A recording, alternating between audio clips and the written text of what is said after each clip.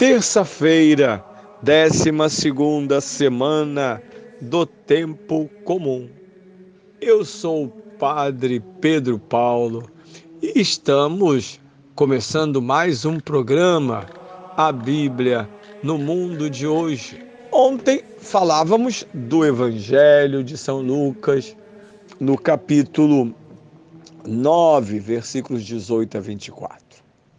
São Pedro, então, toma a palavra em nome dos 11 e faz o ato de fé. És o Messias de Deus. Na versão de São Lucas, como de São Marcos, não há nenhuma observação sobre a resposta de São Pedro. Nós a temos no Evangelho de São Mateus, no capítulo 16, que nós ouviremos tradicionalmente no próximo dia 29, na festa de São Pedro. Hoje, Jesus faz 2 comentários. Mas antes de comentar sobre as observações e revelações que Jesus faz a partir da revelação feita e da proclamação de São Pedro, eu dizia ontem que quando São Pedro diz Messias, primeiramente ele está pensando na tradição do rei Davi.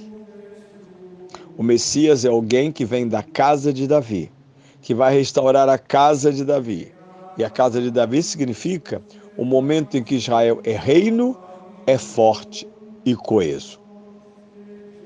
Deixa de ser um grupo de tribos, uma confederação de tribos, e passa a ser um país. Sua capital é Jerusalém, onde está o único templo nacional, onde é preciso ir todos os anos, estando em Israel ou fora de Israel.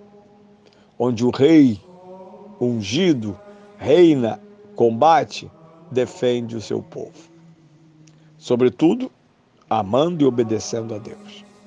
Mas há uma segunda vertente, ainda mais recente, ali pelo meados do 1º século. Se trata de a profecia não mais falará do passado, mas a profecia anuncia ou revela algo novo. Já o profeta Isaías, em trechos do seu texto, como os outros profetas, fazem alusão a esta novidade. Trata-se, sobretudo, do livro de Daniel, o livro mais apocalíptico do Antigo Testamento. Apocalipse significa revelação, e neste caso, revelação de coisas inéditas, até então nunca acontecidas na história de Israel. Então é para cá que Israel, no fim do período do Antigo Testamento, deve olhar. Israel não deve olhar para trás à espera da restauração de coisas antigas. Israel é estimulado pela profecia apocalíptica a esperar o inaudito. Por isso a profecia apocalíptica é tão complexa, tão intrincada, porque falar do novo supõe palavras inéditas, já que o novo nunca houve. Então, na verdade, nunca temos linguagem para o totalmente novo.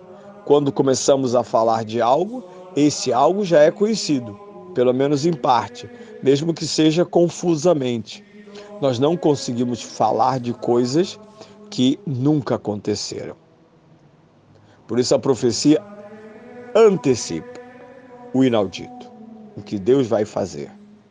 É isso, para isso que Israel se preparou, apesar da grande frustração diante de Jesus. Então são 2 correntes. Jesus adere, sobretudo, à segunda. Ele vai se definir como filho do homem.